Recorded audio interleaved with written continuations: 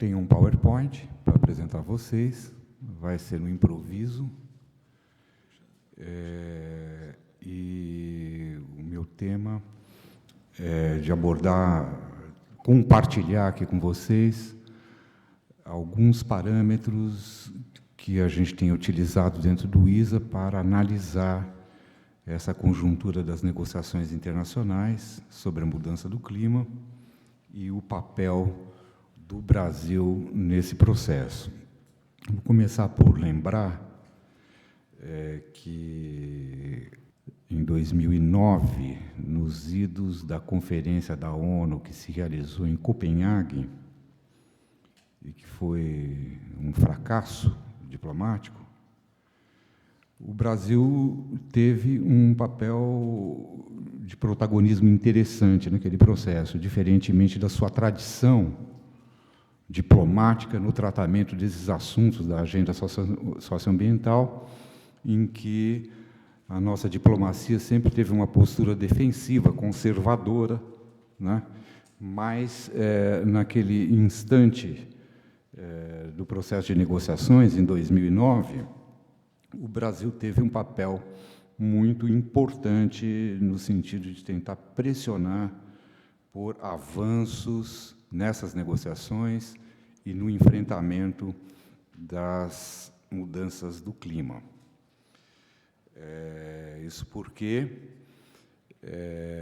não por uma benevolência do poder, mas por força de um processo cumulativo de pressão que veio de vários segmentos da sociedade brasileira, nós nos apresentamos no plano internacional com uma proposta relativamente avançada. Fomos o primeiro país que não estava incluído na lista do anexo 1 da Convenção do Clima a apresentar uma meta de redução das suas emissões.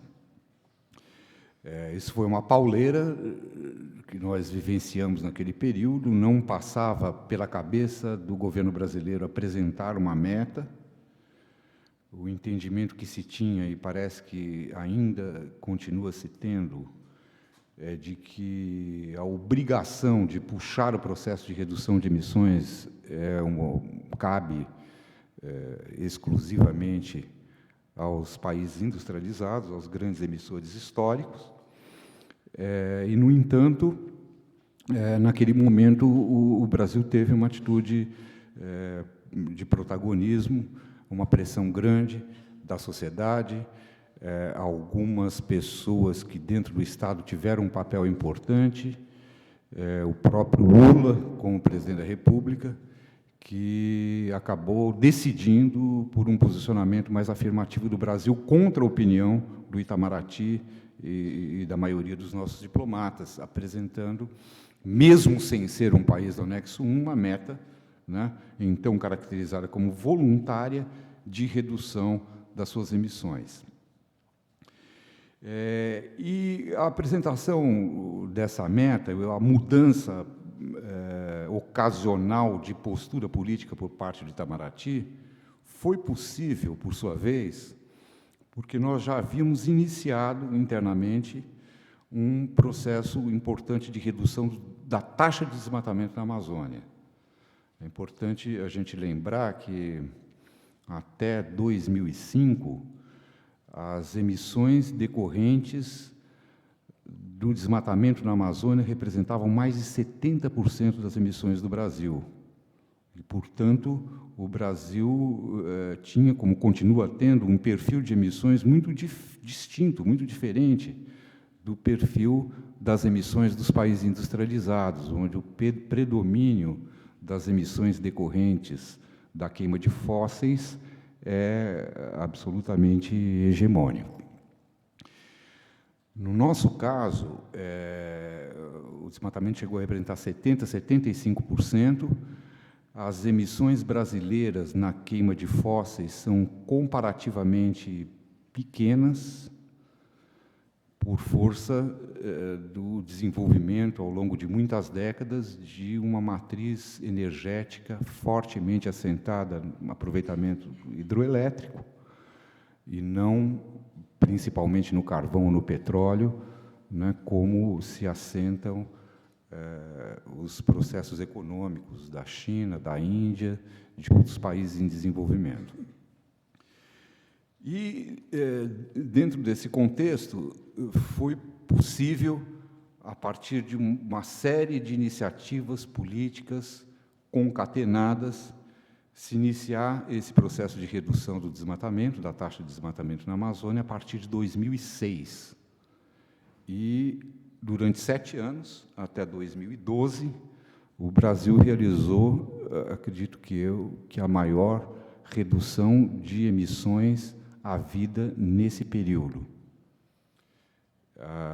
ao ponto de nós chegarmos a esse período, ao início das negociações que estão ocorrendo sobre a mudança climática, numa posição relativamente privilegiada, por estarmos emitindo apenas algo em torno de 4% a mais do que aquilo que nós emitimos em 1990, né, que é uma data de referência importante nessas negociações internacionais.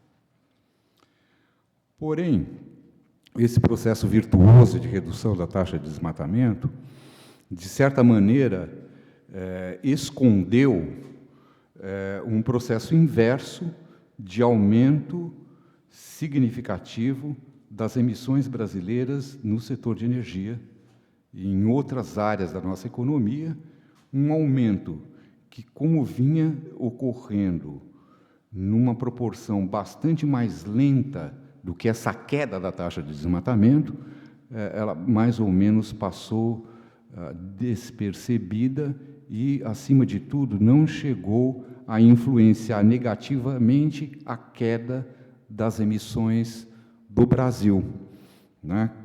Por ter esta composição fortemente marcada pelas emissões florestais, pelas emissões decorrentes do desmatamento, não chegaram a ser significativas. E o Brasil deu, efetivamente, objetivamente, uma contribuição muito grande, né, a este processo, embora num contexto político adverso, que foi representado pelo fracasso diplomático de Copenhague e pela falta de um sistema internacional de metas e de obrigações que pudesse funcionar como uma alavanca positiva para levar a humanidade, o mundo, a uma redução efetiva das suas emissões globais.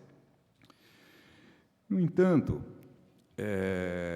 acho que, a partir do fracasso de Copenhague, a gente sentiu o âmbito planetário, da parte da sociedade civil organizada no mundo todo, um certo recuo, uma certa desmobilização em relação a essa falta de horizontes dado pela negociação internacional. E atravessamos também um período muito negativo, muito desfavorável do ponto de vista das nossas políticas internas, a queda da Marina no Ministério do Meio Ambiente, a emergência do governo Dilma Rousseff, da lógica com que esse governo tratou do tema ao longo dos últimos 4 anos, e, sobretudo, o desfazimento dos instrumentos básicos que permitiram, no momento anterior, se iniciar um processo de redução do desmatamento na Amazônia. Eu vou destacar especialmente a anistia florestal, que foi aprovada no âmbito de uma rediscussão do Código Florestal Brasileiro, por outro lado, o esquecimento por parte da linguagem do poder de várias outras opções energéticas que, naquele momento virtuoso de Copenhague, eram repetidas enfaticamente, retoricamente, pela linguagem do poder. Naquele momento, em 2009, o Lula era visto planetariamente como o rei do etanol, né? O principal porta-voz de uma lógica de substituição, né, do petróleo pelo álcool, né, pelos biocombustíveis, assentado na experiência anterior que o Brasil já tinha tido no desenvolvimento do pró-álcool, né, e que, após a descoberta do pré-sal, simplesmente sumiu do discurso ou da retórica política do governo, né? Hoje não se fala em etanol como opção nem planetariamente, nem nacionalmente, né? O que se vê é uma crise generalizada desse setor e uma discussão sobre como retomar ou não retomar esse processo do pró-álcool, num contexto em que a ênfase política, retórica, econômica está especialmente voltada para a exploração do pré-sal, né? E por mais que possa representar um trunfo econômico, estratégico, importante para o país, nos coloca claramente na contramão, né, do processo de limpar a matriz energética, de reduzir significativamente as emissões. Então, a partir de 2012, o que a gente começa a observar é uma reversão de tendência, né? O processo de redução do desmatamento se esgota, né? Por razões políticas, econômicas de várias naturezas, né? A perda do Código Florestal como uma referência institucional importante dessa inflexão, né? E nós tivemos, já no ano de 2013, um aumento da taxa de desmatamento. O Pádua fez o favor de botar aqui o gráfico. E esse aumento foi confirmado agora essa semana, né? No patamar de 29%, em relação aos índices de 2012, né? E todos os indicativos de que nós dispomos, né, indicam que essa tendência de crescimento deve ser constatada também em relação ao ano de 2014, né, e que, portanto, esse pulo da taxa de 29% em 2013 não foi um ponto fora da curva, né, mas uma indicação de uma provável reversão de tendência nesse processo, que se soma ao aumento constante e progressivo das emissões do setor energético, né? Então, a partir de 2012, a gente já vê nos gráficos, né, o setor de energia e desmatamento competindo pela pole position das emissões brasileiras, né?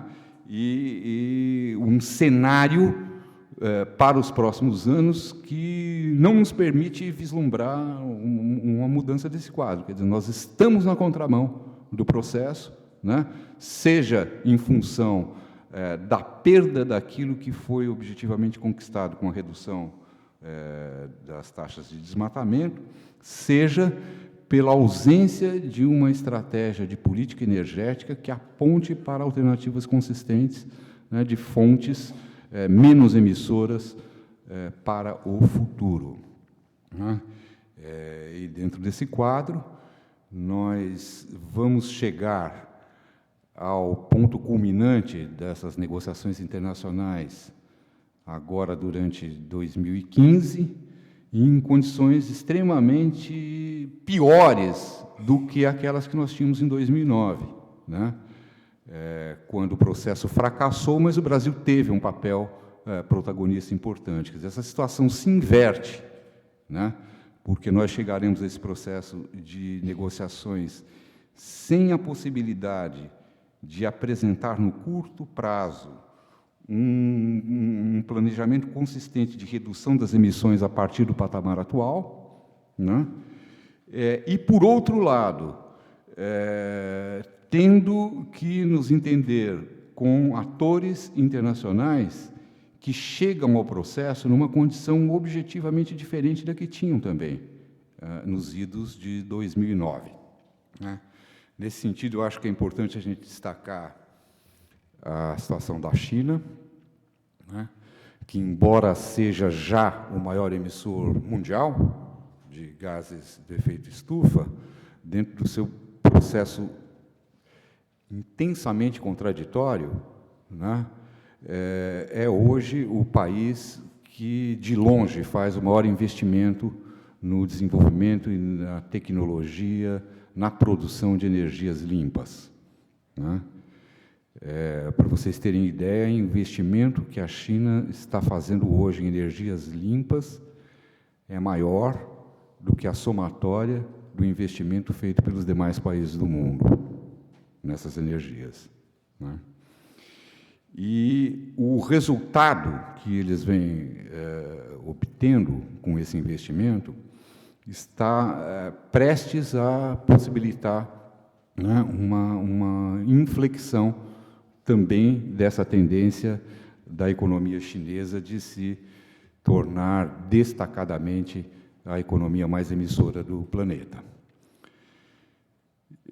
Segundo os fazedores de conta e de carbono, eu nunca fui um bom fazedor de conta, né, provavelmente em 2023 a China estará iniciando um processo de redução das suas emissões, né, em vista do aumento da contribuição dessas energias limpas dentro da matriz, que chegam a dialogar já com a escala dessa economia. Né? Então, muitas vezes a gente ouve dizer que a China está se destacando no desenvolvimento de placas solares espertas e tal, né? Mas isso é um detalhe. Né? A China está investindo em cidades solares, né? Com milhares, centenas de milhares de pessoas vivendo dentro dessas usinas e produzindo energia, enviando para outras regiões do país. Né? Então, o grau de investimento e os resultados já colhidos desse investimento colocam a China num patamar muito diferente do nosso, né? Enquanto nós estamos aqui querendo crer que haverá plaquinhas solares mais eficientes, né? Eles estão, na verdade, virando o jogo numa escala inimaginável até há bem pouco tempo. Né? E não podemos ignorar também que os Estados Unidos chegarão a essas negociações numa situação muito distinta da que tinham há 6, 7 anos atrás. Os Estados Unidos foram sempre os grandes vilões do processo de negociação internacional, boicotaram Kyoto e todas as iniciativas, né, que viessem a impor metas específicas de redução de emissão, enquanto isso não interessou para eles. Né? No entanto, o que se vê hoje acontecendo nos Estados Unidos é uma mudança importante na sua política energética, seja através da exploração intensiva do gás de xisto, né, do gás do petróleo que vem do xisto, com impactos ambientais imensos, né, sobretudo sobre os recursos hídricos, mas também sobre o solo, né, mas que, de qualquer maneira, alcançou uma escala impressionante em poucos anos, né, chegando a substituir, com vantagem do ponto de vista da contabilidade das emissões, o petróleo vindo do Oriente Médio, né, e também o carvão, né, e dentro dessa contabilidade sinistra que preside os processos de negociação internacional, isso dará aos Estados Unidos uma vantagem política, diplomática importante nessas negociações. O fato é que os Estados Unidos já estão reduzindo emissões, né, embora sem um mesmo sentido estratégico de sustentabilidade que está presente na opção chinesa por um investimento mais pesado nas energias limpas. Mas é bom lembrar que o segundo maior investidor em energias limpas são os Estados Unidos, né, embora bem atrás da China, e que há uma disputa nos Estados Unidos muito aguda nesse momento, né, sobre os rumos da sua política energética, da sua política econômica, né, com resistências pesadas do Congresso a qualquer lei ou medida mais forte, obrigando a redução dessas emissões, mas com vantagens importantes que o governo tem conseguido no Judiciário, na Suprema Corte, em outras instâncias, com opções de como conduzir o enfrentamento dos setores da economia mais fortemente emissores, né? Então, os dois maiores emissores mundiais e o principal vilão, né, chegarão à Conferência de Paris em 2015 numa circunstância objetivamente diferente daquela que tiveram, né, no passado, e que, de certa maneira, informaram essa postura obstrucionista que foi adotada pelos Estados Unidos até aqui. Vocês não se espantem, né, se nós assistirmos à cena de um protagonismo inédito por parte da China e dos Estados Unidos na condução desse processo, né, embora não se tenha ainda muita clareza de quais seriam os parâmetros, né, de um possível acordo que pudesse resultar dessas negociações. O fato é que estamos hoje muito mais próximos de um acordo mais forte internacional do que estávamos em 2009, com o detalhe de que o Brasil deixa de ser um protagonista positivo e passa a ser um fator de puxar para trás o processo. As condições objetivas do Brasil fazem com que ele tenda a ter uma postura reacionária, né, de não querer assumir metas mais ousadas de redução das suas emissões no contexto dessas negociações. Aliás, o papelório que o Itamaraty tem produzido, né, se alguém conseguir decifrar o que está escrito ali, né, vocês verão que o que, na prática, o Brasil está dizendo é que não quer discutir meta nenhuma até 2035. Não é meta obrigatória nenhuma até 2035. Né? Não sabemos se estaremos vivos em 2035. Né? E, portanto, teremos, nós outros, da sociedade civil brasileira, que exercer um papel de pressão ainda muito mais forte do que fomos capazes de fazer no passado, para que o nosso país não seja um peso morto no processo de negociações e não seja um fator adicional de fracasso ou de o estabelecimento de metas que estejam muito aquém daquilo que nós precisamos para enfrentar a situação climática. Isso é uma coisa importante de dizer, porque o que estará na mesa das negociações não será a meta de manter a temperatura, o aumento da temperatura abaixo de 2 graus, quer dizer, não serão as indicações da comunidade científica que vão prevalecer nesse processo de negociações, e sim a condição econômica objetivo dos grandes atores, né, que vai determinar qual é o nível de reduções que eles vão aceitar, em que tempo e em que condições objetivas na relação dentro do sistema internacional. Né? As referências da ciência, aquilo que a ciência diz que seria indispensável se fazer em termos de redução de emissão, vai ser jogada para o final do período, de 2050. Né? Mas para 2020, objetivamente, né, o que nós vamos ter são metas bastante mais limitadas e calcadas na capacidade concreta dessas grandes economias de produzir esse resultado com alguma folga que lhes possa gerar algum benefício comparativo na negociação com outros países. Né? E, mesmo assim, né, a perspectiva que nós temos é de vermos o nosso país puxando para menos, para baixo, né, esse horizonte já precário e insuficiente das negociações internacionais. Então, pensem bem, quer dizer, a mudança do clima, ela está se acelerando a 1000 por hora. Né? Aquilo que a comunidade científica, via IPCC, aponta, seguramente é algo que está muito aquém do processo real que está ocorrendo. né, o que é próprio da ciência, porque você vai produzir né, o conhecimento sobre a coisa com a coisa andando, né?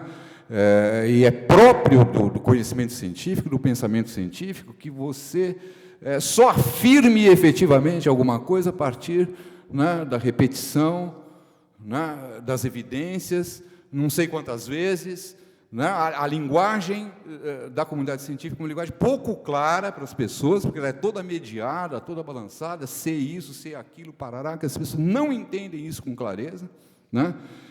E, portanto, a ciência está muito aquém da mudança do clima, os estados estão muitíssimo aquém do que o IPCC e a ciência está dizendo, né? E o Brasil está aquém do aquém do aquém, nesse contexto concreto que nós estamos vivenciando nesse momento. Então, as demandas políticas, para nós, são de escala, tá certo? Nós temos que empurrar essa carroça, chamada Brasil, né, para que isso possa exercer algum papel dentro de um jogo extremamente complicado e limitado de forças que se dará nessas negociações internacionais, né, num processo em que estamos correndo atrás do prejuízo de uma forma cada vez mais flagrante em relação ao que efetivamente está mudando no clima, né? Várias pessoas da comunidade científica têm dito que provavelmente já passou do ponto, né? Provavelmente a besta, né, a que o Alexandre se referiu aqui, já está solta, né? Segundo alguns, inclusive, se nós fôssemos levar em consideração as modelagens que foram feitas sobre o futuro do clima, né, nós já teríamos entrado em colapso, né? Felizmente, essas modelagens também são suficientemente quadradas ou, né, incapazes de refletir a dinâmica complexa de muitos fatores que interferem nesse processo, né, que parecem nos indicar um paradoxo. Por um lado, a besta está solta, e a gente pode ter, a qualquer momento, uma projeção geométrica, né, dessas emissões, sem qualquer possibilidade de reversão, né? Por outro lado, aparentemente, há um fator de resiliência que tem funcionado mais do que inicialmente se supunha, né? Sobretudo em relação aos biomas, às florestas, né, que possivelmente já poderiam ter secado se não fosse essa resiliência maior do que inicialmente foi detectado pela ciência. Resiliência pode ser uma esperança, né? Ela certamente contém a ideia de uma esperança, porque sem ela talvez não houvesse mais o que fazer para tentar reverter esse processo. No entanto, a resiliência é insuficiente para reverter, né? É uma maior capacidade de sobreviver, de resistir, né? Mas não significa que a resiliência, essa capacidade de resiliência por si só possa nos oferecer uma saída, né? Ela pode, ao contrário, se traduzir simplesmente em maior sofrimento, em maior agonia, né? Ela pode significar simplesmente que nós vamos torrar vivos, né? Que nós temos boa chance de torrar vivos e continuar vivos, torrados, né? No entanto, ela por si só não nos abre um horizonte de mudança, né? É preciso mais do que a resiliência, é preciso reação, né? É preciso rebelião, é preciso revolta, né? O Eduardo disse aqui que ia teorizar sobre a revolução, não chegou a fazer, de repente, revolução, tá certo? Quer dizer, a resiliência por si só nos fará ficar mais torradinhos, né, mais sofridos. Ela nos dá um tempo, né, mas um tempo para reagir, né? E aí, eu não sei, Pada, se nós, de fato, temos muita chance de entrar ali no terceiro capítulo da sua periodização, né? Eu acho que é uma reflexão que a gente tem que aprofundar, porque, de fato, nesse exato momento, objetivamente, não. Objetivamente, não, né?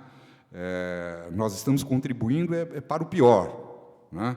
Como país, como economia, como sociedade, né, diria eu, até como movimentos sociais, né? Então, está na hora da gente se esquentar, né, e ver se estamos dispostos a gritar antes de torrar, né? Eu acho que, se não aumentarmos a nossa capacidade de rebelião, né, de resposta a essa situação, né, acredito que nós vamos perder o bonde da história, né, e a não ser, em última instância, não seremos protagonistas do terceiro período que o Pádua nos anunciou. Obrigado.